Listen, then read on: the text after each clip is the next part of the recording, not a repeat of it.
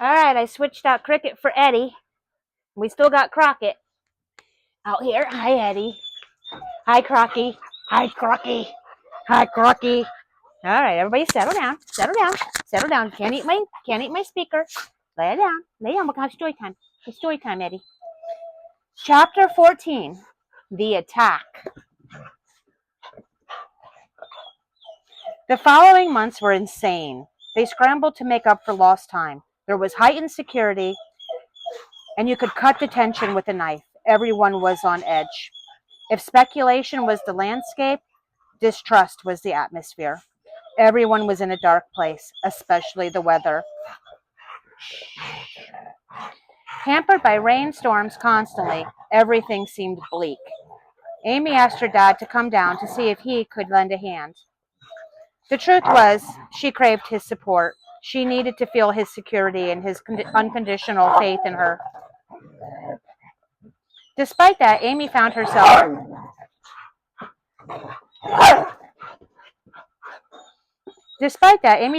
depending on him a lot. Hold on. Despite that, Amy found herself depending on him a lot to check and double check everything. She was so exhausted and feeling very unsure of herself often. Sal worked easily with the lieutenant. They had a good rapport, and both men were worried about Amy. One night, while sitting in her apartment, Amy talked with her dad. "How could I be so wrong?" she asked him. "What do you mean?" "I mean, with Ben. How could I have misjudged him so badly?" "What if you hadn't?" She looked at him confused. "What if you never asked him to come and help on the team? Would that have made him a better friend? Or you a better judge of character?" She took a deep breath and thought about it. "Would you be better off not knowing that your friend would betray you?" She didn't answer. She just let that sink in. "Besides, I'm not completely convinced that he did it," he went on to say. "What do you mean?" she asked. "I'm not sure it was Ben," he said matter-of-factly. She looked at him like he had lost his mind. "It has to be Ben. Who else could it be? That's why I'm here. I'm not dismissing anybody," he said with a wink. "I just wonder sometimes if it's all worth it," Amy asked softly. "What's worth it?" he asked. "This? All of this? I was supposed to be a hero. Now I've lost everyone important to me. All my friends hate me, and even Jim can hardly stand to look at me. And God forbid I should turn on the news and find out what the rest of the world thinks of me. It's all falling apart. This isn't how it was supposed to be." "Did you expect it to be easy?" he replied, as if he was asking a serious question. "Honey, let me tell you one thing. If you ever take one thing I've ever said seriously and remember it, let this be that one thing." And he leaned in and stared intently at her. "Nothing worth it is ever easy. The amount of pain and commitment is relative to the success that you can hope to achieve. You can't change the world and not make a few enemies. One last thing, you'll never know who sticks with you in the hard times if you never put it to the test. Think about that one a little while," he said as he gathered his things to go. When he left, Amy felt even more confused than ever. All she knew was that she couldn't trust anyone, and not even herself. She was definitely glad her father was there. She knew that she could at least trust him. Soon enough, the weather changed again. Hurricanes don't wait until you're ready for them. One was developing in the Gulf, and it was projected to head straight for Baton Rouge. This was the worst possible thing that could happen. The only way to finish a broken line in time was to pour concrete to hold it. They could pour concrete in the rain, but if the trenches filled up with water before it set, it would wash away. If the city was flooded now, almost a year into the pipeline project, the whole project would surely be scrapped. Amy, Sal, and Lieutenant decided to pour it anyway and hope for the best. It was their only choice. As the hurricane approached, they poured the concrete. Then it rained. Then it poured.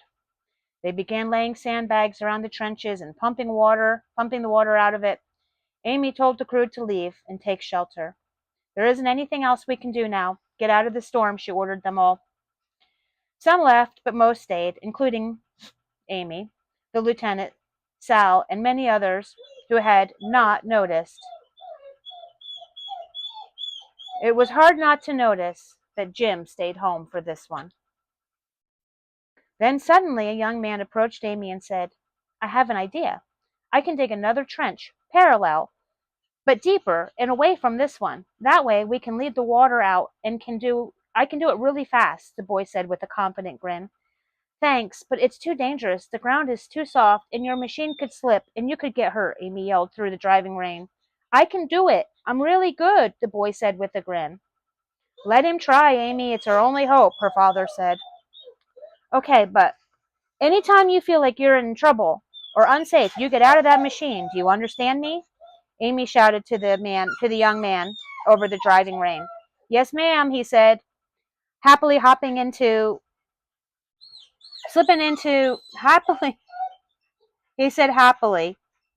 and ran, almost slipping in the mud as he jumped into a machine and started to work. They worked and worked through the night. Amy was exhausted, and she leaned down against a pile of sandbags and closed her eyes. When she opened them, she saw a pair of boots walk up and stop in front of her and extend a hand down as if to help her up. Amy looked up despite the rain hitting her in the face. It was Ben and Mara. Need some help? Ben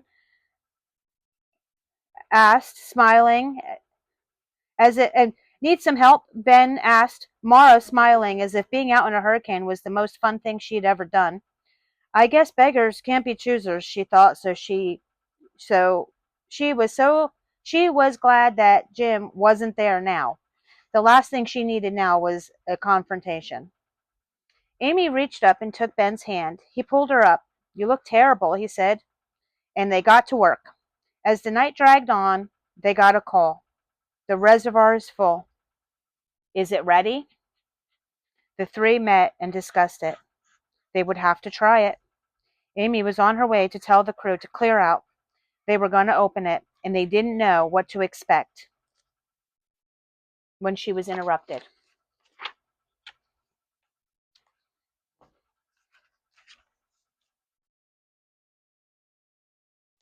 It was the same man from before. Can I talk to you for a minute? He said insistently. What is it? I'm kind of in a hurry, Amy said as nicely as she could under the circumstances. I think I saw somebody, like somebody suspicious. Amy grabbed the boy and they went to the shelter of the tarp. What did you see? There's this guy. He stays in the camp with us sometimes, but he's not a criminal like me. He was noticeably ashamed to say that to her. He comes and goes.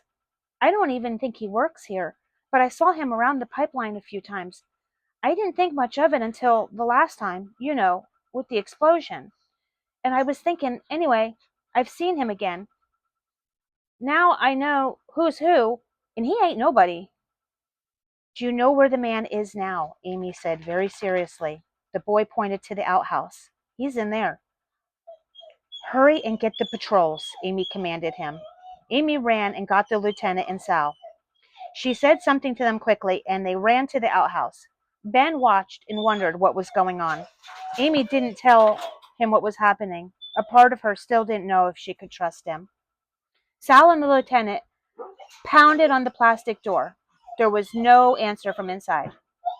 You can't go anywhere, the lieutenant hollered through the plastic. The police have been called. You might as well come out. Still no answer. Finally, Sal grabbed a pry bar and popped the flimsy door open.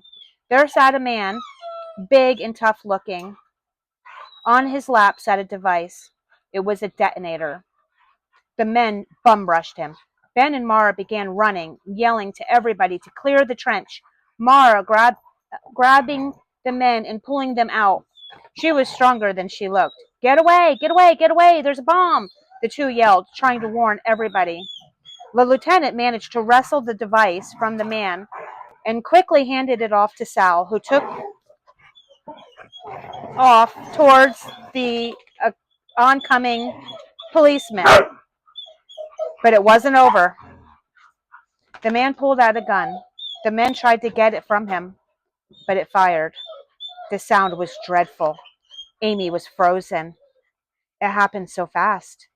Then, from out of nowhere, somebody kicked the large man in the face. He kicked him in the jaw and then began stomping on him until he let go of the gun. It was the young man from before. Amy knew she hadn't been hit, and neither was the large man. She looked for her father. No, she said to herself. No, not this. It can't be. Her father was laying in the mud, rain bouncing off of his face. His eyes were closed. He had been shot. Amy, Ben, Mara, and Sal and the young man gathered around him. They could hear the sirens coming. They weren't getting there. What was taking so long? Mara was checking his pulse and his breathing and applying pressure to the wound.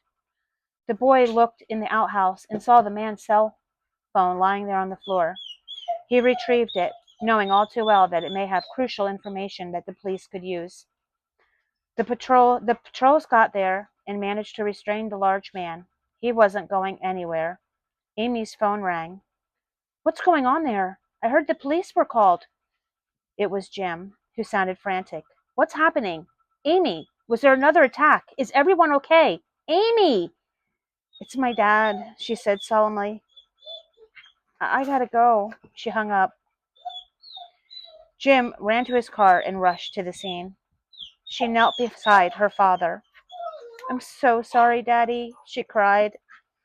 This should never have happened. Somebody she didn't know was draping a tarp over them to protect them from the rain until the ambulance arrived. In the meantime, Sal's walkie-talkie was going off. The reservoir was overflowing. He quietly snuck away and opened the valve. The pipeline was open. The water was being diverted. Don't be sorry, her dad managed to whisper to her as he reached for her hand. I'm so proud of you. I know, Dad. I know you are, she cried as she held his hand tightly to her chest.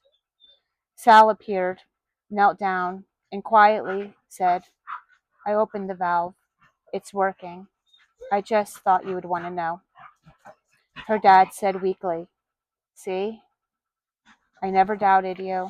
I knew you could do it. Jim, the police, and the emergency squad all arrived simultaneously.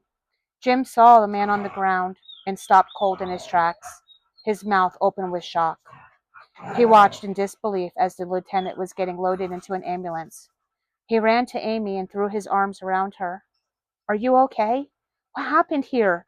She just put her hand on his face and shook her head. Can you drive me to the hospital, please? She said, sounding wholly broken. Next chapter, 15, The Discovery.